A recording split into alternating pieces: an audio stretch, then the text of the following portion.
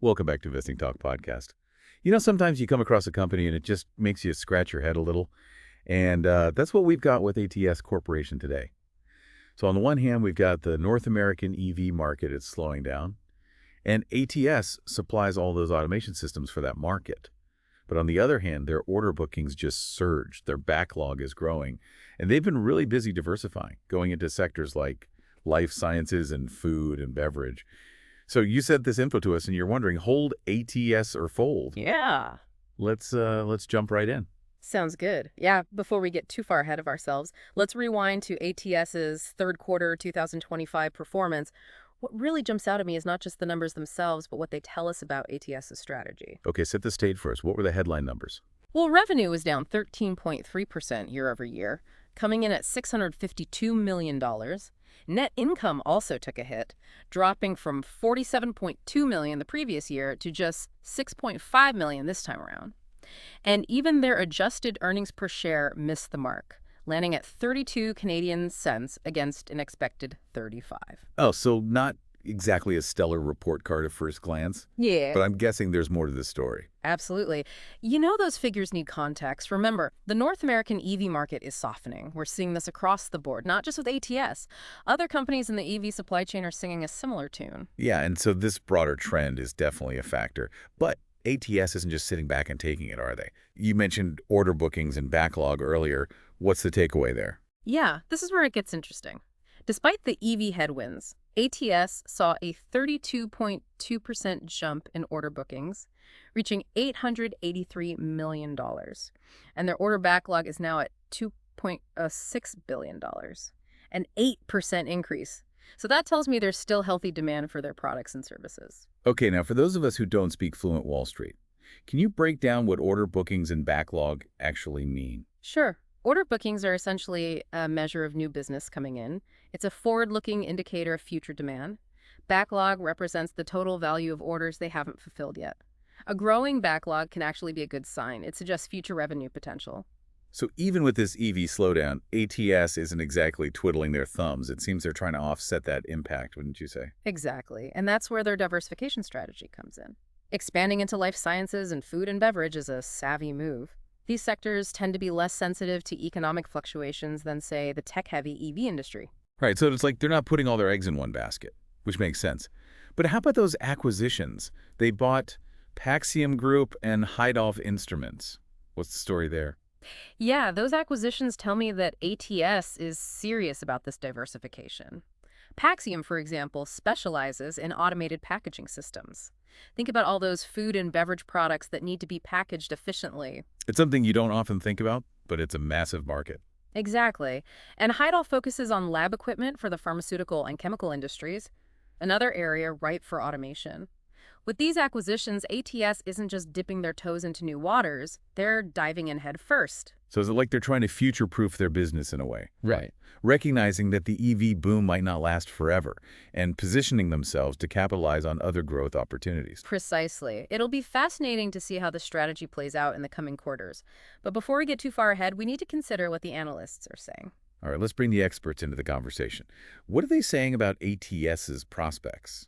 Well, it's an interesting mix. TD Cowen and Stifel both maintained a buy rating on ATS stock, even after that mixed third quarter report. That suggests they still see long-term potential. So the experts aren't hitting the panic button just yet. Not at all. But they're not unanimously bullish either. TD Cowen actually cut their target price to $38.88, while Stifel, interestingly enough, raised theirs to $36.33. Can you remind us what target prices represent and why analysts would adjust them even while keeping that buy rating? Sure. A target price is basically an analyst's educated guess of what they think the stock will be worth in the future, usually a year out.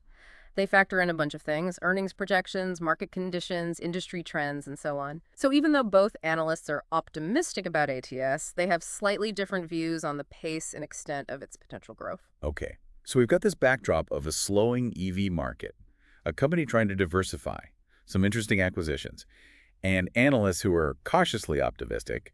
It's a lot to process. Where do we go from here? Well, to get a clearer picture of ATS's potential, we need to look beyond the fundamentals and delve into the technicals. And that's where things get really interesting. Let's get technical then.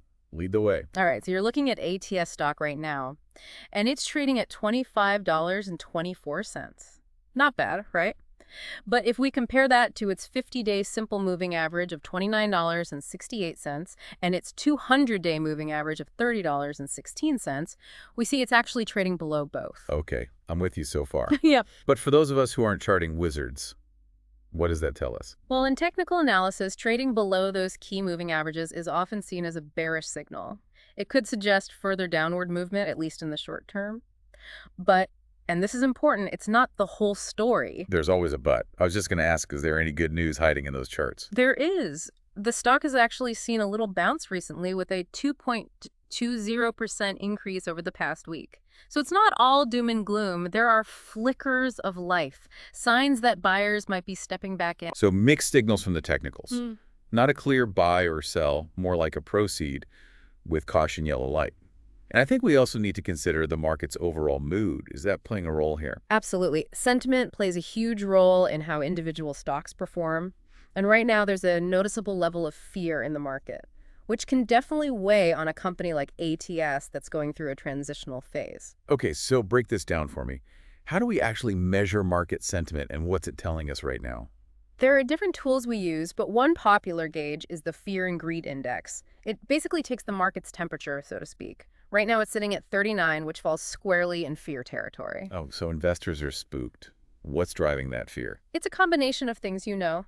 Stubborn inflation, rising interest rates, the ongoing war in Ukraine, you name it. When investors are fearful, they tend to be more risk-averse, they pull back from riskier assets, and that can impact growth-oriented stocks like ATS. Makes sense. And on top of that general market fear, we've also got ATS's own volatility to consider. Exactly. Over the past 30 days, ATS has had a price swing of 5.19%. That's quite a roller coaster. And only 33% of trading days in that same period were positive for ATS. For every day the stock went up, there were 2 days where it went down. Yeah, that's a pretty bumpy ride. Does that volatility make ATS riskier than, say, a company with a more stable stock price? It certainly adds a layer of risk. Volatility can be exciting when the stock is going up, but it can also amplify losses if the stock heads south. Investors need to be comfortable with those swings. Okay, so we've got this broader market fear, ATS's own volatility. And then you mentioned something called the Relative Strength Index, or RSI. What's that all about? The RSI is a momentum indicator. It basically measures the magnitude of recent price changes to try and gauge whether a stock is overbought or oversold. ATS's RSI is currently at 67.78. And what's the magic number we're looking for there? An RSI above 70 is generally considered overbought territory. ATS is getting close to that threshold. This could suggest that a pullback or correction is possible, but again, it's just one piece of the puzzle. So lots of data points to consider. Fundamentals, technicals, market sentiment. It's a lot to juggle. It seems like ATS is caught in this interesting push and pull between those short-term challenges and its long-term potential. What do you make of all this? You know what strikes me is how ATS's situation really reflects a larger trend we're seeing across many industries. We're in this era of rapid technological advancement, and that's creating both incredible opportunities and some serious disruptions. You're talking about the whole EV revolution, right? Exactly. Just a few years ago, the EV market was booming. Everyone was excited about the future of electric vehicles, and companies like ATS were riding that wave. But now, as the market matures, we're seeing those growing pains, supply chain issues, rising interest rates, fierce competition. So ATS is feeling those ripples, but you're saying this isn't unique to them or to the EV sector. Exactly. This push and pull between innovation and disruption is happening everywhere. The companies that can adapt, evolve, and find new ways to create value are the ones that will ultimately thrive. And that seems to be exactly what ATS is trying to do with their diversification strategy. Absolutely. By expanding into life sciences and food and beverage, they're tapping into sectors that are less susceptible to those tech-driven fluctuations. These are industries that will always be essential, regardless of what's happening in Silicon Valley. Okay, so let's dig into those sectors a little more. We talked about those acquisitions, but what's the real potential there? What are the specific growth drivers? Well, on the life sciences side, you've got an aging population, growing demand for new drugs and therapies, and a constant push for innovation in healthcare. This all translates into a need for more sophisticated automation solutions. And that's where ATS, with its acquisition of Heidolph Instruments, comes in. Heidolph brings the lab equipment expertise, and ATS provides the automation muscle. Seems like a good fit. Exactly. And then on the food and beverage side, you've got the Paxiom Group acquisition. Automated packaging systems are becoming increasingly crucial as the food industry faces labor shortages and rising costs. They need to find ways to do more with less, and automation is the answer. It's easy to overlook the complexity of getting all those products onto store shelves, but it's a massive and essential part of the process. Right. And what's really interesting is how these acquisitions tie into the bigger theme of automation itself. It's not just about manufacturing anymore. We're seeing automation transform healthcare logistics, retail finance, you name it. It's like the robots are taking over, but in a good way. Huh. Well, there's certainly some debate about that, but the point is the demand for automation solutions is only going to intensify as businesses across all sectors look for ways to streamline their operations, reduce costs, and boost efficiency. So ATS, with its long history in automation and its newly acquired expertise in these specific sectors, seems pretty well positioned to ride this wave. I'd agree. They've got the potential to be a major player, but of course potential doesn't always translate into results. There are still hurdles to overcome. Like what? Integration is key. Bringing those acquisitions seamlessly into the ATS fold is crucial. Merging cultures, aligning operations, realizing those synergies we talked about. It all takes time and effort. And then there's the whole EV question mark. Is that core business just going to wither away? Not necessarily. While the North American EV market is hitting a speed bump, the long-term growth story is still intact. So it's more of a pause than a full stop. Exactly. It's a recalibration. The industry is maturing, and we're likely to see a shift towards more sustainable, less hype-driven growth. And ATS, with their expertise in EV automation, could still be a part of that story. Absolutely. But they'll need to be adaptable. Keep up with the latest technological advancements in EV production, maybe even explore opportunities in other regions where EV adoption is accelerating, like Europe and Asia. So ATS has options. They're not stuck in a sinking ship. Yeah. But they can't afford to be complacent either. Precisely. And this whole situation is a good reminder for investors in general. Markets change, industries evolve, and companies need to adapt. That's a great point. So as an investor, how do you navigate all this uncertainty? Well, it all comes back to those fundamentals we talked about. Your investment goals, your risk tolerance, your time horizon. Right. What works for one person might not work for another. Exactly. If you're looking for stable dividend-paying stocks, ATS might not be the right fit at this moment.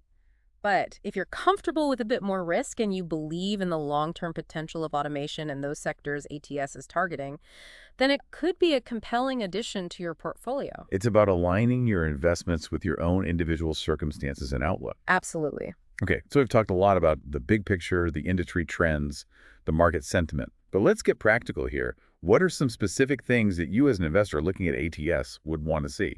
Well, first and foremost, I'd be laser focused on how effectively they integrate those recent acquisitions. Are they achieving those synergies they talked about? Are those new businesses contributing to revenue and profit growth? So dig into those financial reports. Look for signs that those acquisitions are actually paying off. Exactly. And speaking of financial reports, I'd also want to see how ATS is managing this EV slowdown. Are they holding their ground in the North American market? Are they exploring those opportunities in Europe and Asia we discussed? Basically, how are they adapting their EV strategy to this new reality? Right. Because let's be honest, even though ATS is diversifying that, EV business will likely remain a significant part of their story for a while. Okay, integration of acquisitions, performance in the EV market. What else? Innovation. This is a fast-paced, tech-driven industry. ATS needs to be on the cutting edge, developing new solutions, staying ahead of the curve. Are they investing in R&D? Are they partnering with other companies to explore new technologies? Are they attracting and retaining top talent in the automation field? Because in this game, if you're standing still, you're falling behind.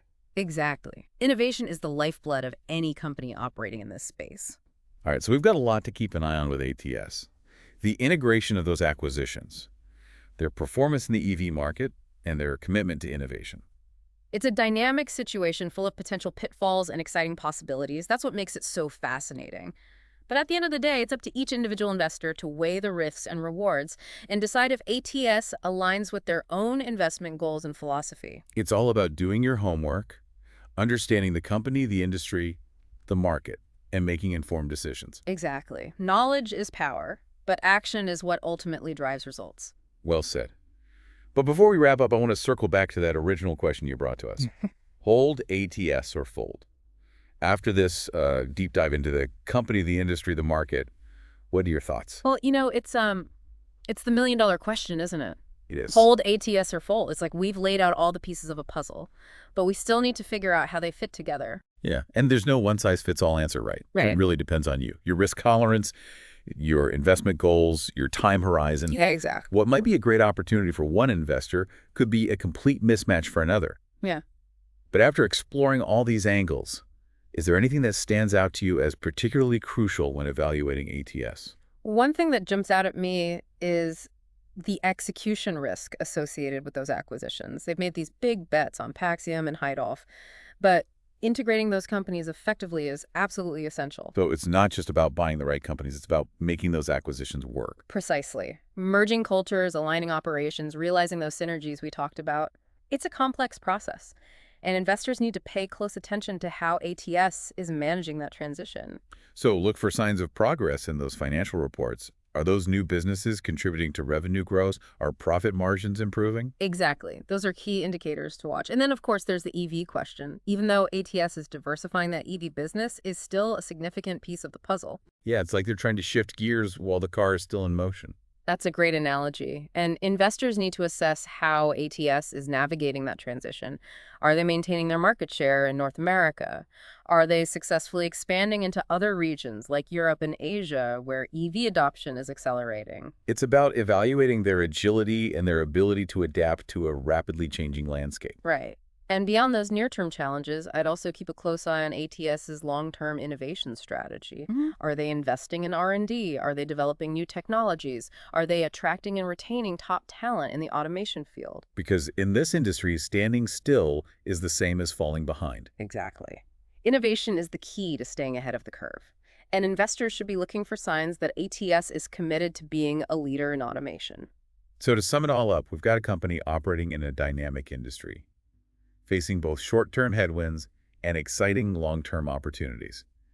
It's a complex story with a lot of moving parts. And ultimately, the decision of whether to hold ATS or fold comes down to your individual assessment of those risks and rewards. It's about doing your due diligence, aligning your investment choices with your personal goals, and making informed decisions based on the information you've gathered. Right. There's no easy answer here. It's about carefully weighing the factors we've discussed and arriving at a decision that makes sense for you. Well said. I think we've covered a lot of ground today. We've analyzed ATS's financial performance, their strategic moves, those crucial acquisitions, the state of the EV market, the importance of innovation, even the broader market sentiment. It's been quite a journey. It has. And hopefully we've provided you with a solid framework for evaluating ATS and making an informed investment decision. That's what we aim for here at Investing Talk Podcast, to empower you with the knowledge and insights you need to make smart choices with your money. Remember, investing is a lifelong learning process. Stay curious, stay informed, and never be afraid to ask questions. And if you're still on the fence about ATS, maybe this episode is giving you some new angles to consider. Or maybe it sparked your interest in exploring other companies operating in these exciting sectors like automation, life sciences, and food and beverage. So what do you think? Is ATS a hold to fold, or maybe something in between? We'd love to hear your thoughts. Absolutely. Be sure to subscribe to Investing Talk Podcast.